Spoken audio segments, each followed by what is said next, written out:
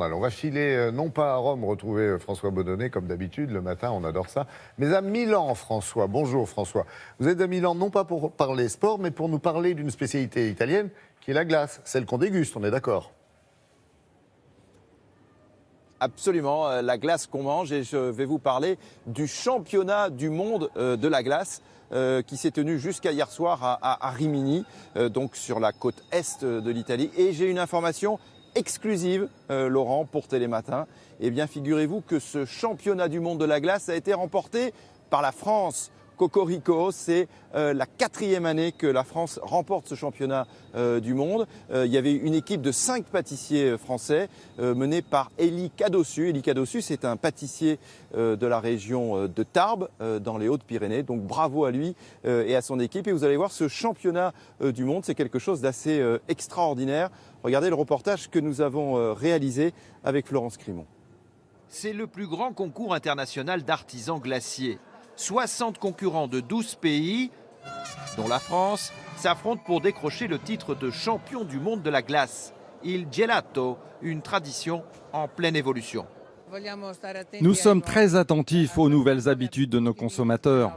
Nous avons par exemple remplacé tous les ingrédients chimiques par des jus de fruits et les colorants par des extraits de peau, de fruits ou de légumes. Nous n'utilisons plus de sucre du tout.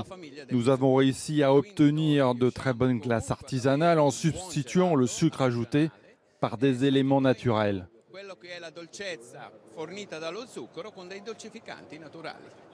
Par le passé, la France a déjà remporté 3 fois le titre de champion du monde de la glace, l'Italie 4 fois.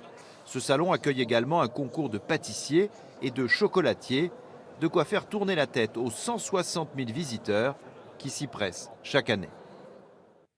Régime sans sucre, ça s'impose après ce qu'on raconte et le film Sugarland qui sort aujourd'hui justement.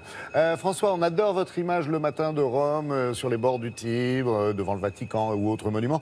Là, vous êtes au cœur de Milan, j'ai l'impression, je crois reconnaître même la place du Dôme, non, c'est pas ça? Absolument, bravo Laurent. Effectivement, je me trouve sur la place du Dôme de Milan. Et le Dôme, c'est quoi? Eh bien, c'est la cathédrale de Milan que vous voyez derrière moi.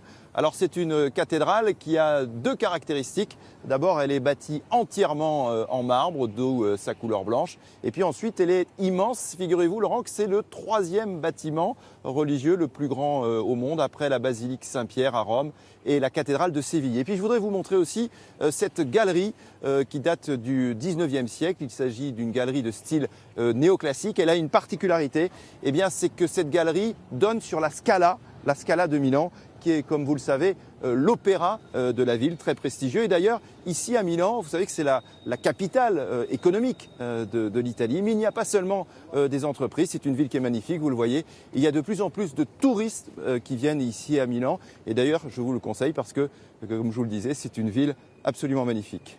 Merci beaucoup François, c'est génial de pouvoir montrer ces superbes images effectivement à tous les amis fidèles de Télématin. Très belle journée à vous et à vos équipes en Italie.